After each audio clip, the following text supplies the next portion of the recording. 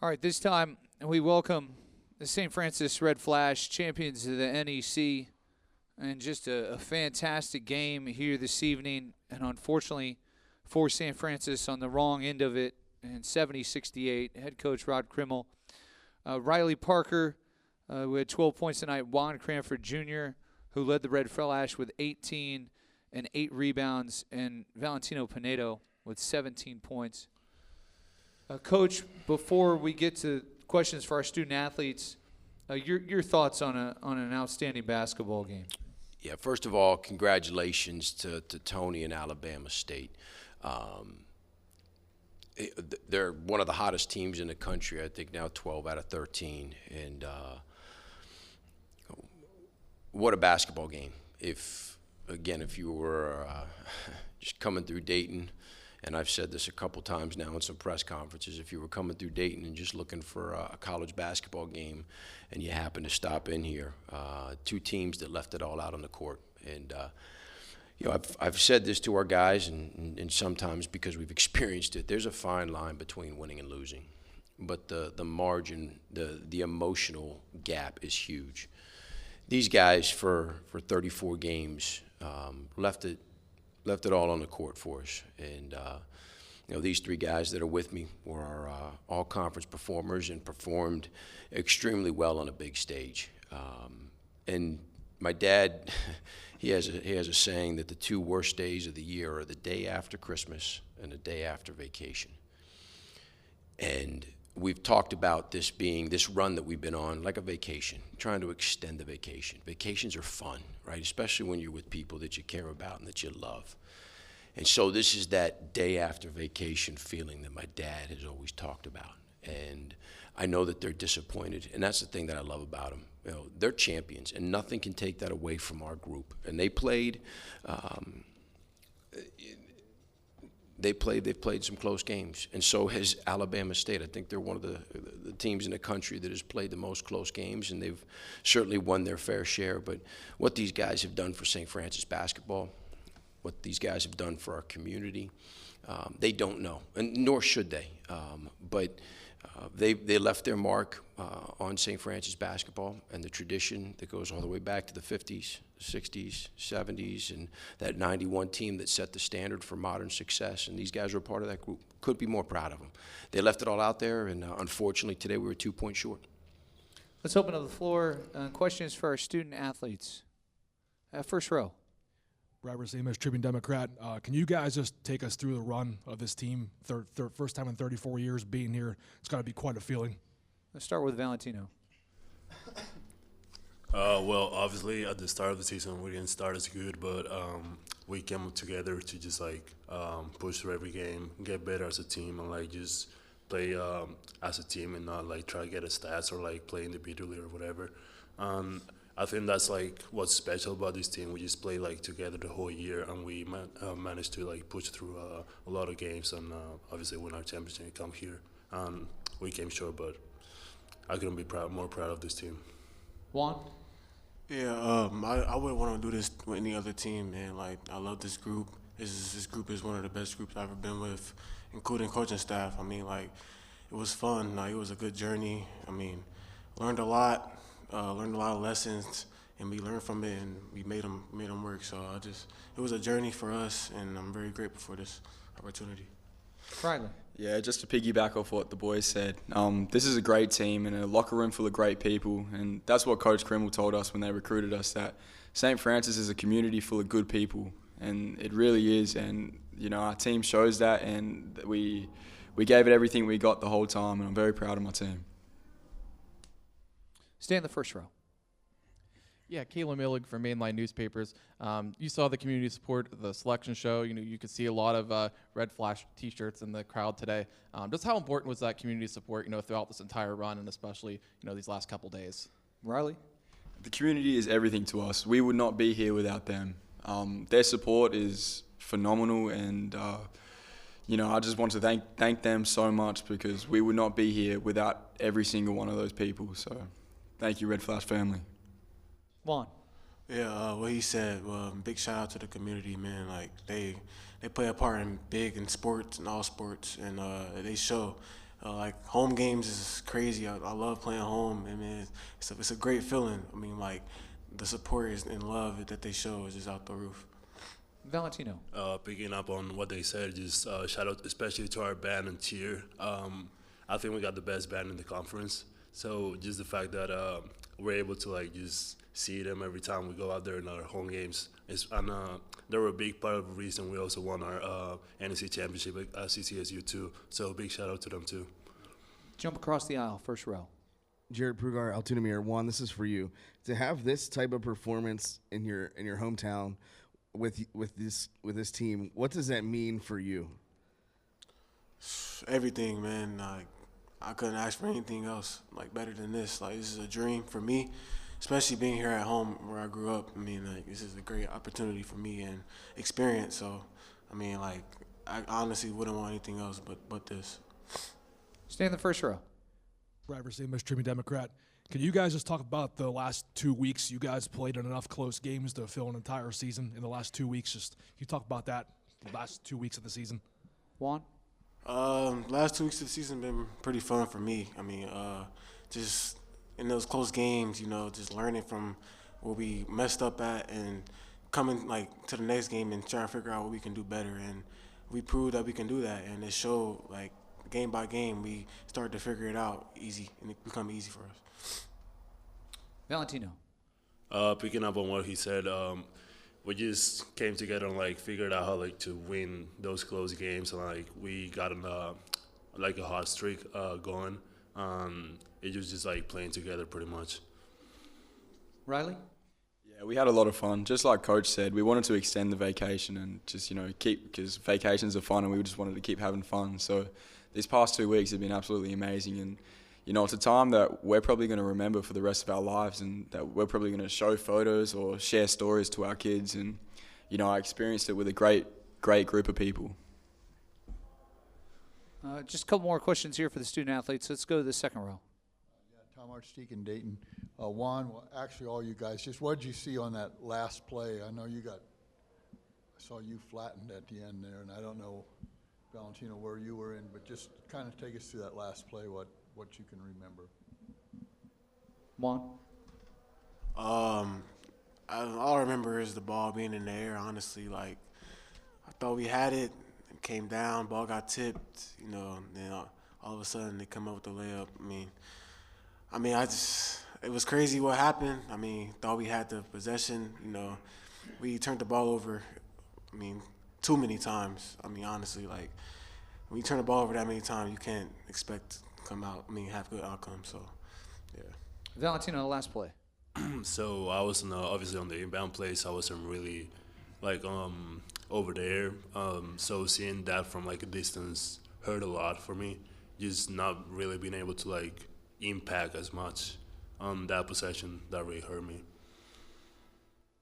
Last question for our student athletes, first row. Yeah, Caleb Millick from Mainline Newspapers. This is for Juan and Riley. In the second half, you guys got a little bit cold shooting-wise, but that last minute there, you guys hit a couple key shots to kind of even the score up again. What changed? Did you guys have any talk late, and kind of what changed and allowed you guys to kind of get back into the game in the final minutes? We'll start with Juan. Nothing really changed for us. I just having that confidence in you and yourself and your teammates. That you can make that shot. The next shot's gonna go in, even if you're not hitting. I go over 8. I'm still gonna shoot the ball. Like nothing. The mindset's gonna be the same. It's just you just gotta take your time and then come out with the outcome. Riley. Yeah, exactly what Juan said. Just trust your work and have confidence in yourself, and shooters shoot. So just keep shooting the ball, and we've done it. We shoot those shots every single day. So just keep trusting it. NEC champions, Riley Parker, first team all-conference, Valentino Pinedo, third team all-conference, and Juan Cranford is rookie of the year in the NEC and the most valuable player in the NEC tournament. Guys, you had a fantastic season. It was an excellent showing. You should be so proud, and we were so happy to watch you here tonight.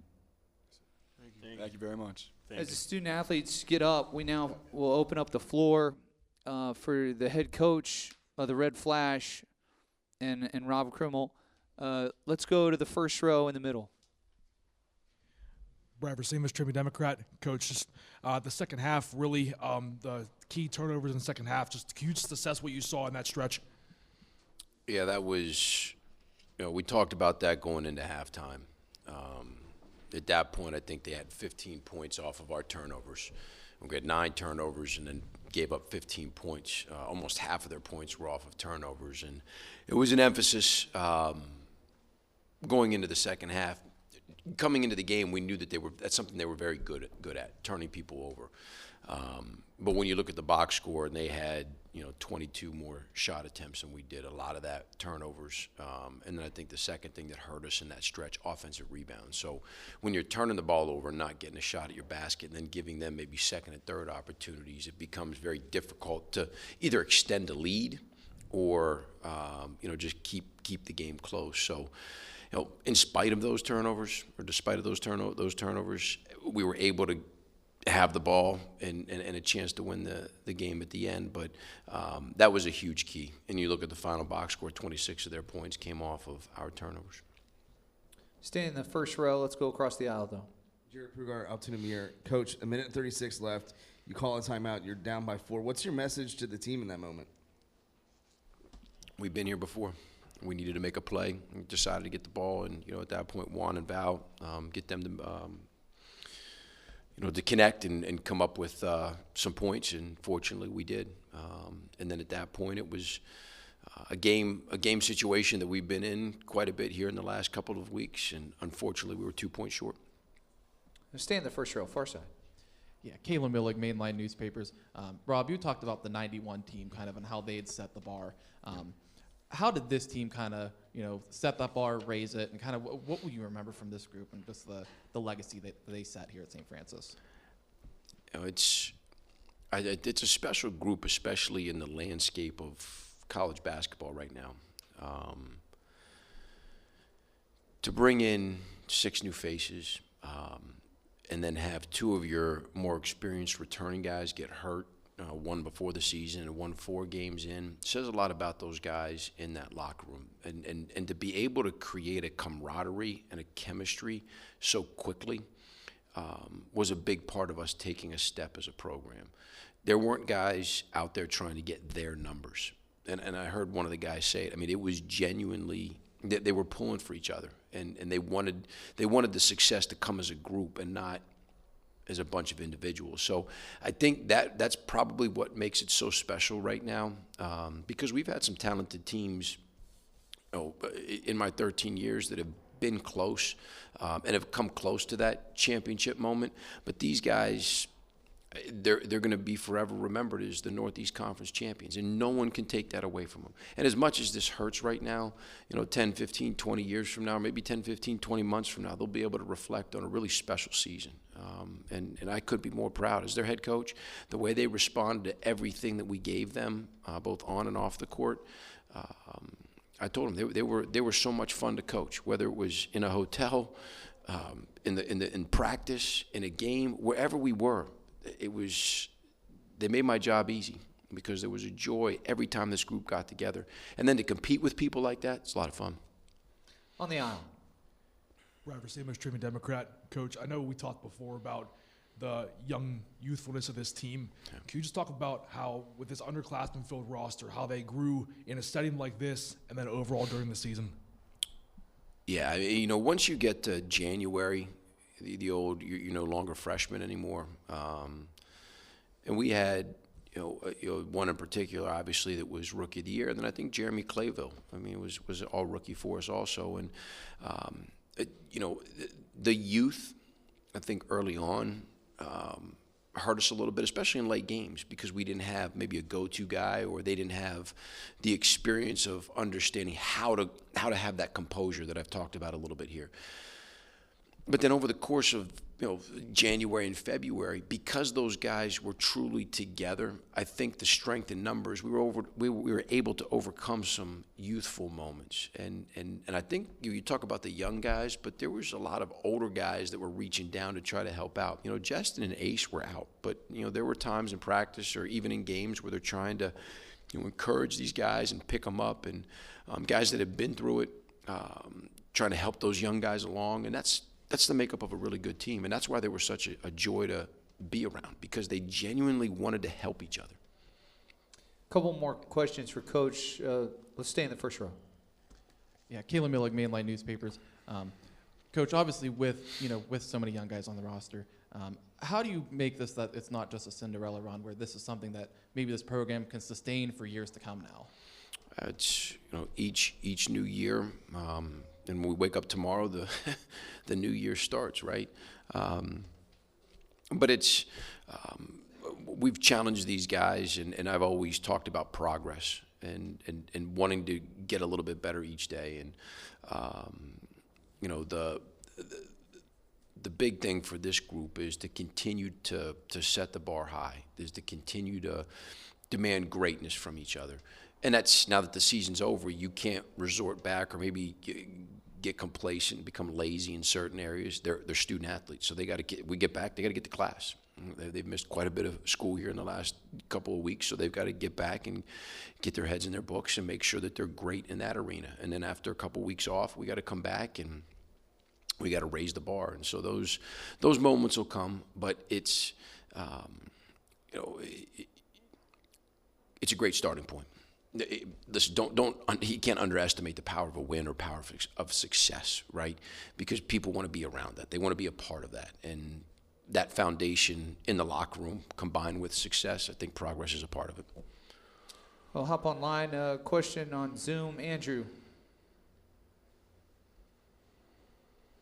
Andrew, your question for Coach. Okay, let's go to the first row on the end. Jared Pruger, Altoona. Coach, much has been made about Loretto being in the middle of Nowheresville, Pennsylvania. Do you feel now that Loretto is on the map, and what's your message to the community?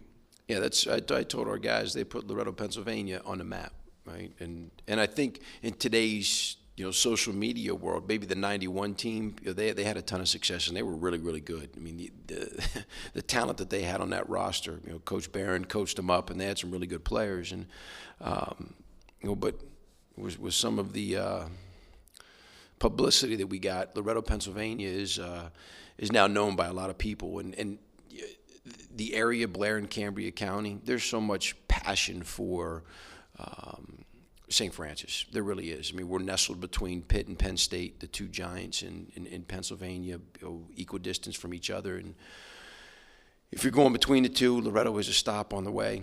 And our guys, that's what I told them, our guys put Loretto on the map. They put St. Francis University on the map when you start talking about basketball and being able to retell the Maurice Stokes story, being able to talk about Kevin Porter, Norm Van Leer. Those are things that resonate with people in Blair and Cambria County, and it's a special place. I mean, it's been home for me for over half my life, for 30 years. And what makes things great organizations are the people. I mean, there's no secret to that. All the craziness in the world, what makes things special are people. St. Francis embraces that in the community. Blair and Cambria County, they certainly are in that category also. A bright, bright light on Loretto tonight. And, Coach, it was a fantastic showing. I know heartbreak, but NEC champs, a historic season. And coaching at your alma mater, you should be so proud. We were proud to watch your group here this evening. Thank you. Appreciate it. Hammond Communications will post the recording of the press conference, NCAA Veritone.com. Transcripts will be provided shortly.